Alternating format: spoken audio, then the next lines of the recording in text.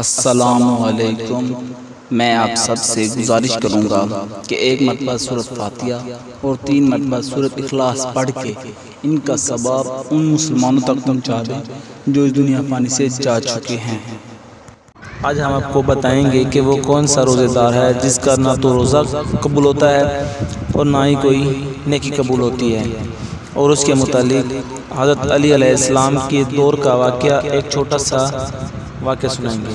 میرے پیارے دوستو، ایک مرتبہ حضرت علی علیہ السلام کے پاس ایک شخص آیا اور ایک شخص پوچھنے لگا، یا کوئی ایسا بھی شخص ہے جس کا رمضان کے مہینے میں نہ تو روزہ قبول ہوگا اور نہ ہی کوئی نیکی؟ تو حضرت علی علیہ السلام نے فرمایا، ہاں، وہ انسان جو رمضان کے مہینے میں روزہ رکھ کر 2 کام انجام دے گا۔ تو اس شخص نے پوچھا، یا علی، کون سے 2 کام؟ حضرت علی علیہ السلام نے فرمایا، پہلا کام وہ روزہ رکھ کر جھوٹ بولتا ہو، اور دوسرا کام وہ زمانے میں بے حیائی اور بدکرائی پھیلاتا ہو۔